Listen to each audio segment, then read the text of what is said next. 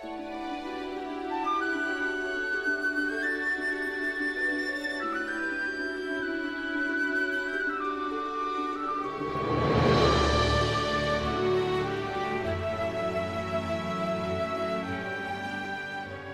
வித்தியாசமான ஒரு நிகழ்ச்சி.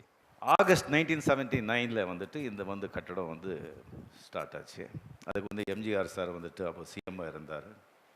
அப்போ அவர் தலைமை தாங்கி மறைந்த அமரர் சிவாஜி சார் அவர்கள் அசோக சக்கரவர்த்தி ட்ராமா கூட இங்கே செஞ்சாங்க. நான் கொஞ்சம் ஏதோ ஷூட்டிங் முடிச்சுட்டு 79 நான் ஒரு ஸ்கூட்டர் எடுத்துக்கிட்டு வந்தேன். போலீஸ் உள்ளே விடலை. போலீஸுக்கு தெரியல என்ன இது, யார் இது அப்படின்னு சொல்லிட்டு உள்ளே விடலை எனக்கு. அதுக்கப்புறம் எல்லாம் கூப்பிட்டுட்டு இல்லை ஆர்டிஸ்ட் தான், இதுதான் ரஜினிகாந்த் அப்படின்னு சொல்லி இங்கே வந்த பிறகு உள்ளே கூட உட்காரதுக்கெல்லாம் இடம் கிடையாது. அங்கே சைடில் நின்றுக்கிட்டு அந்த ட்ராமா எல்லாத்தையும் பார்த்து நான் மகிழ்ந்தேன். 79 ஆகஸ்ட் இந்த நாடகம் சரத்குமார் பண்ணுறாங்கன்னு சொன்ன உடனே நான் கேட்டேன். நான் சரத், நீங்கள் முதல்ல எனக்கு நான் ஆக்ட் பண்ணிக்கிங்களா அப்படின்னு சொல்லி, சார் பழக்கமெல்லாம் கிடையாது அப்படின்னு சொன்னாங்க. ஒரு வாட்டி எஸ்பி முத்துராமன் யூனிட்டில் வேலைக்காரன்னு நினைக்கிறேன், நானும் விகேஆர் சார் மற்றவங்களாம் ஆக்ட் பண்ணிக்கிட்டு இருந்தோம். ஒரு சீனில் ஒரு கன்ஃபியூஷன் வந்தது. அப்போது பஞ்சு சார் ஊரில் இல்லை. அப்போ நாமளே இம்ப்ரவைஸ் பண்ணிக்கிட்டு நானே பேசிட்டு இருந்த ஒரு சீனை ஒரு செட்டுக்கு பண்ணது. அது எஸ்பி முத்துராமன் சார் பற்றி நீங்களே பேசிட்டு ஒரு முடிவுக்கு வாங்க அப்படின்னு சொல்லிட்டு அவர் உட்காந்துட்டார். நாம எல்லாம் பேசி பண்ண பிறகு அந்த சீன் முடிச்சிட்டோம். முடித்த பிறகு V K Ramaswamy sir and S P Muthuraman sir அங்கே ஆர்கியூ பண்ணிகிட்டு இருக்காங்க. விகே சார் சொல்லிட்டு இருக்காங்க, இல்லை நான் சொல்கிறேன் அதான் சொல்லி. எஸ்பிஎம் சொல்கிறாங்க, இல்லை என்ன எனக்கு தெரியாதா கிடையாது அப்படின்னு. அதுக்கப்புறம் விகே சார் என்னை கூப்பிட்டாங்க, தம்பி இங்கே வா, நீங்கள் ஸ்டேஜில் இருந்தாலும் வந்தீங்க அப்படின்னு சொன்னாங்க. ஆமாம் அப்படின்னு சொன்னேன். முத்துராமன் சார் ஆச்சரியம், இன்னும் எனக்கே இது தெரியலையே சொல்லி. முத்துராமன், எனக்கு தெரியும், ஸ்டேஜில் வரலைன்னு சொன்ன அந்த டைமுக்கு கிடைக்காது ராஜா, எனக்கு அதான் ஆச்சரியமாக இருந்தது அப்படின்னு சொன்னாங்க. மெயினாக ஃபஸ்ட்டு எனக்கு ஸ்டேஜ் தான் தாய். கண்டக்டராக இருக்கும்போது ஒரு 25 ட்ராமாகளை நடித்த பிறகு என்னுடைய நடிப்பை பார்த்து என்னுடைய ஃப்ரெண்ட்ஸுங்க, கண்டக்டர்ஸு, டிரைவர்ஸுங்கெல்லாம், நீ ஏன் சினிமா போகக்கூடாது, மிகப்பெரிய வில்லனாக வர்ற அப்படின்னு சொல்லிட்டு நம்மளை ஏற்றி விட்டு அதுக்கப்புறம் நம்ம என்ன பண்ணுறது, எதுக்கும் யார்கிட்டையும் போய் அப்படி நிற்குதுன்னு சொன்னால் எனக்கு அது பிடிக்காது. நம்ம போய் என்னத்தை சொல்கிறது, அது நம்ம பார்க்கறதுக்கு நல்லா இருப்போமா கிடையாது, ஒரு நல்ல மொழி அதெல்லாம் கிடையாது. எப்படி நம்ம போயிட்டு எந்த பேக்ரவுண்டில் போயிட்டு நான் சான்ஸ் கேட்குது, சார் நான் கண்டக்டர் பிசியில் ஒரு சான்ஸ் கொடுங்கன்னு கொடுப்பாரா இல்லையா, நல்லா இருக்கா சொல்லும்போது தான் இன்ஸ்டியூட்டில் சேர்ந்து ஒரு 2 இயர்ஸ் ஒரு சான்றிதழ், ஒரு பேக்ரவுண்ட் நமக்கு ஒரு இது இருக்குது, நீங்கள் பாருங்கள், இது நீங்கள் சான்ஸ் கொடுங்கிறதுக்கு ஒரு ஒரு விசிட்டிங் கார்டு மாதிரி வச்சிங்களேன். அதுக்காக நான் இன்ஸ்டியூட்டில் கற்றுக்கிட்டு வந்த பிறகு அப்போ கூட அந்த ட்ராமா இது போகலை.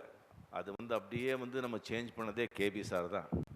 கேபி சார் அது சொல்லி கொடுத்து அது இது பண்ணி அவங்க சேஞ்ச் பண்ணாங்க.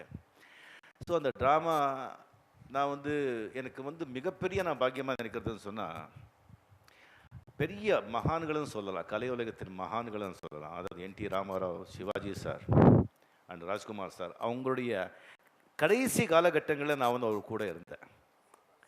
அவர் கூட என்கிட்ட பேசியிருக்கிறது நான் அதெல்லாம் ரொம்ப சந்தோஷமான விஷயம். அப்போ நான் சிவாஜி சார் கிட்டே நான் நானும் ஒரு ட்ராமா செய்யணும், ஒரு ட்ராமா கம்பெனி மாதிரி பண்ணணும்னு சொல்லும்போது அவ்வளோ சந்தோஷப்பட்டார்.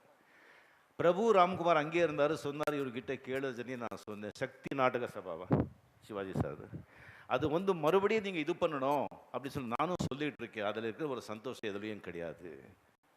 ராஜ்குமார் சார் கிட்ட ஒரு வாட்டி நான் சொன்னேன், அப்படியே அதை செய்யுங்க, நீங்கள் அந்த ட்ராமா செய்யுங்க, அதுதான் நம்ம வீடு, அதில் கிடைக்கிற சந்தோஷம் எதுலேயும் கிடைக்காது. எம்என் ராஜம்மா அவர்கள் சொல்லிட்டு இருந்தாங்க, நம்ம ட்ராமா கம்பெனியில் எல்லாத்தையும் சொல்லி கொடுத்தாங்க. பாடுறது, நிற்கிறது, நடக்கிறது, பார்க்கறது, கேட்கறது, சிரிக்கிறது எல்லாம் சொல்லி கொடுத்தாங்கன்னு சொன்னாங்க. ஆனால் பணம் சம்பாதிக்க சொல்லி கொடுக்கல. பணம் சம்பாதிக்கிற கலைக்கு எனக்கு தெரியாது, அப்படி சம்பாதிச்சா கூட அதை காப்பாற்றிக்க தெரியாது. பொழுதுபோக்கா ஆரம்பிச்சு அதே பொழைப்பா மாறுது. 2 விஷயம்தான், ஒன்று விளையாட்டு, இன்னொன்று கலை. ரவி சொன்னாங்க, அதுக்கு நான் இன்னொன்று சொல்கிறேன், மனோரமா சொன்னாங்க, ஆச்சு இவ்வளோதான் பார்க்கும்போது ரொம்ப கஷ்டமாக இருக்குது, வயசு இந்த ஆகக்கூடாது அப்படின்னு சொல்லி. எப்படி ஆச்சு, அது காலத்தின் கட்டாயம், இயற்கை. உடம்புக்கு வயசாகிறது வந்து யாரும் தடுக்க முடியாது, ஆனால் மனசுக்கு வயசாகாமல் நாம் தடுக்கலாம். உங்களை மாதிரி மனசில் வந்து வயசாகாமல் தடுத்தா நம்ம டெஃபினெட்லி நல்லா இருப்போம்னு சொல்லி எனக்கு ஒரு நம்பிக்கை. டி நகரில் வந்து 2.5 கிரவுண்ட் இருந்தாலே மாசத்துல பல லட்சங்கள் சம்பாதிக்கிற மாதிரி செய்யலாம். இது டி நகர் இந்த மாதிரி ஸ்பாட்ல 1 ஏக்கர் 18 ஏக்கர் வந்து 18 கிரவுண்டு லேண்ட் இருக்கு. இதை வந்து நம்ம கரெக்டாக யூஸ் பண்ணிக்கலன்னு சொன்னால் தங்கத்தட்டில் தேங்காய் விற்கிற மாதிரி ஆயிடும். தங்கத்தட்டில் தேங்காய் யாராவது விற்கிறாங்களா? தங்கத்தட்டில் தேங்காய் வித்தமா புத்திசாலியா? ஸோ தங்கத்தட்டு நில வச்சுட்டு இருக்கீங்க. அட்வைஸ் பண்ணுறது ரொம்ப ஈஸி, ரொம்ப சுலபம். நான் என்ன சொல்கிறேன்னு சொன்னால், ஒரு ரூட் நீங்கள் இதை பற்றி நீங்கள் யோசனை பண்ணி பாருங்கள், என்ன வேணால் செய்யலாம். இங்கே வந்து நல்ல பணம் வர மாதிரியும் பண்ணிட்டு, அதுக்கப்புறம் பியூட்டிஃபுல் ஒரு ஹால், மியூசிக் அகாடமி, நாடகம் பண்ணுறதுக்கு பியூட்டிஃபுல் ஏசியோட, அல்ட்ரா மாடர்ன் ஃபெசிலிட்டிஸோட, வித் டெக்னிக்கல் எக்ஸலன்ஸ், வித் எக்யூப்மெண்ட்ஸ், எவ்வளோ திஸ்தி இருக்குது. அந்த மாதிரி எல்லாம் செஞ்சீங்கன்னு சொன்னால் நாம் எல்லாம் ட்ராமா செஞ்சு அதை என்ன கலெக்ட் ஆகும், எவ்வளோ இது செய்யலாம். ஸோ தயவு செஞ்சு இதில் வந்து தீவிரமாக நீங்கள் ஆலோசனை பண்ணுங்க. அண்ட் டெஃபினெட்லி இந்த நடிகர் சங்கம் எவ்வளோ பெரிய பிளேஸ் வந்து ஏதாவதுக்கு எம்ஜிஆர், சிவாஜி, ஆச்சியம்மா, அஞ்சலி அம்மா, அவங்க திஸ்திங்கெல்லாம் கஷ்டப்பட்டது, அவங்க உருவாக்குனதுல எந்த சந்தேகமும் கிடையாது. அண்ட் அந்த கடன் டயத்தில் அதை வந்து அடைக்கிறதுக்கு பாடுபட்ட விஜயகாந்த், ராதா ரவி, சரத்குமார், அவங்களுடைய உழைப்பை நான் வந்து யாராலையும் மறுக்க முடியாது, மறக்கவும் கூடாது. நன்றி கடந்த அது வந்து எப்பவுமே ஞாபகப்படுத்திக்கணும் எல்லாருமே இன் ஃபியூச்சரில் ஆல்சோ.